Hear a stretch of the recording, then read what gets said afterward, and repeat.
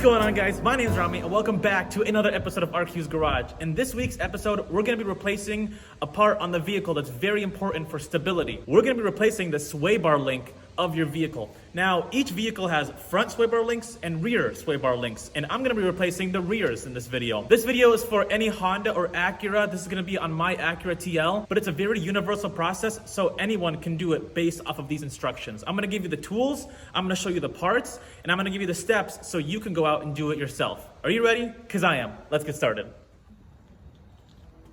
So just to catch you up to speed, I'm going to explain what a sway bar link is. So a sway bar link is this little piece of metal that attaches two components. It attaches your subframe, or like the bones of your car, to the suspension, and it keeps everything just tight and compact together. It's literally just a link that attaches to two different points.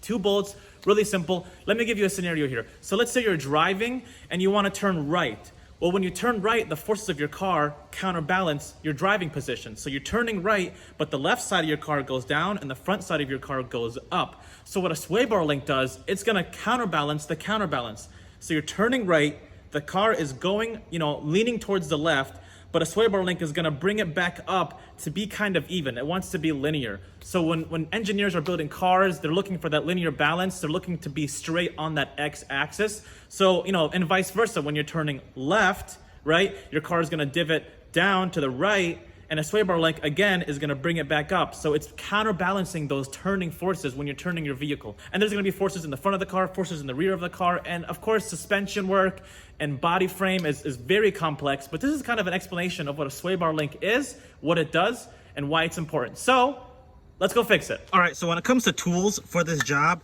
you'll need a 17mm socket. I've got this little weird extension. I might need it just in case. 17mm. You'll need vice grips because you want to hold on to the old one when you're trying to take it off. I'll explain in the video.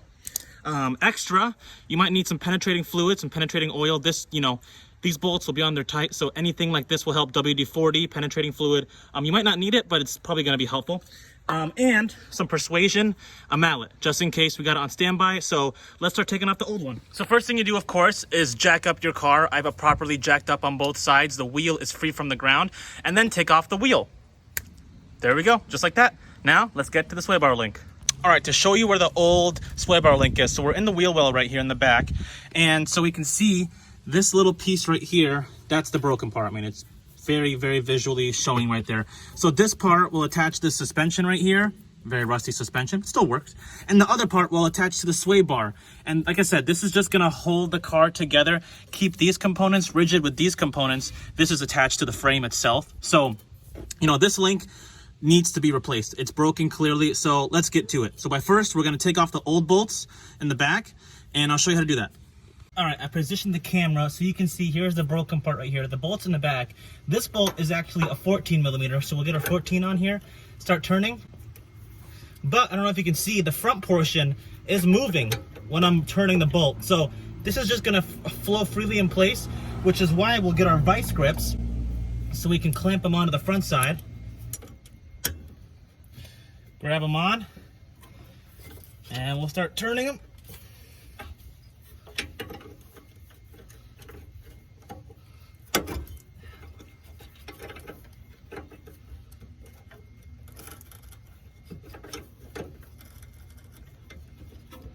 After we're finished with that side, we're gonna go to the other side and take off this bolt. And again, I have my vice grips on the other side. I have my vice grips here. Can I show you?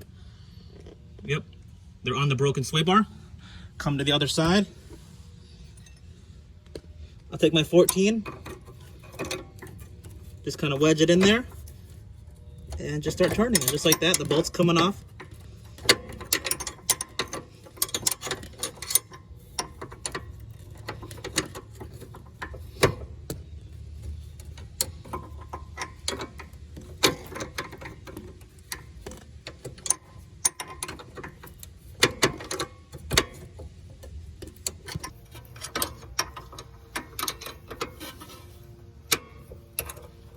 So, yes, it's a tight space.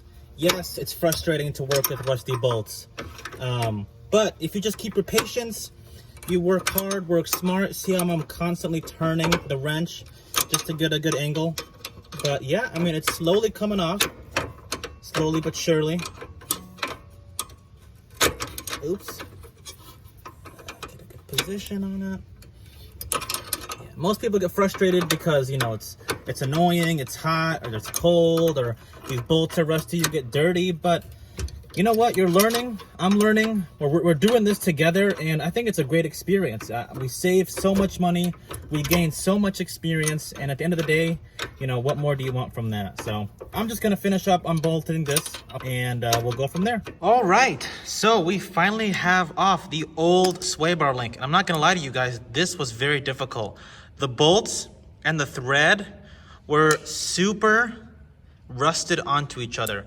So I had to get the vice grips, and I had to really hit the vice grips on this little flange right here on the inside, and then take my 14 and just keep wrenching it out.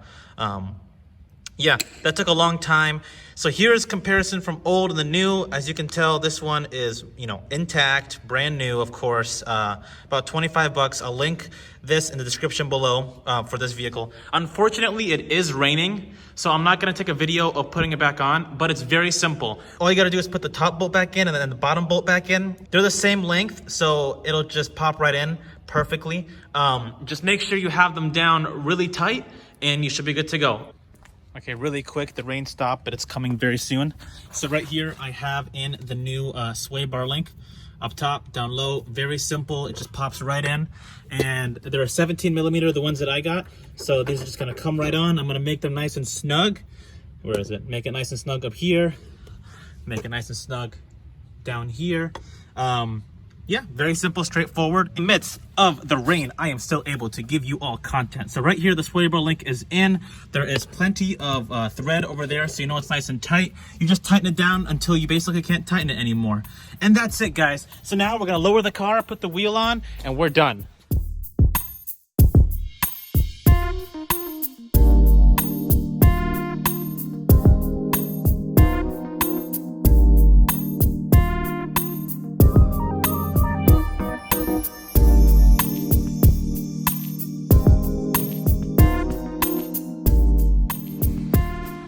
And there it is, guys. I'm a little wet, the rain hit me, but we replaced the sway bar link. It's that easy, 2 bolts. Just make sure you have the proper sockets or wrenches for the bolts, but other than that, you're being very careful. It's kind of dangerous in there, a lot of sharp parts. I kind of cut myself, but you know what? That's a part of the experience. We saved ourselves so much money. I'm gonna do another video just like this because my fronts need to be replaced as well. And in that video, stick around because I will show you how much a dealer cost me to do this job. These parts were super cheap, took me about an hour to finish up, but we got it. If this video was helpful, please give it a thumbs up and consider subscribing. Why are you considering subscribing? Just do it already. I'm in the rain, I'm dirty, I'm messy, all for you. I really hope you enjoyed this video, guys. I love you, and I can't wait to see you on the next one.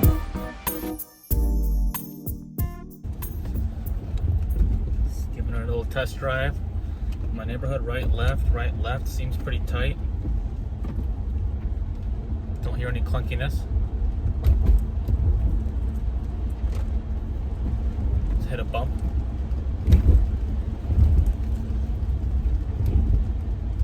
Big bump, all right. Nice and tight. Yes. Whew, I gotta eat.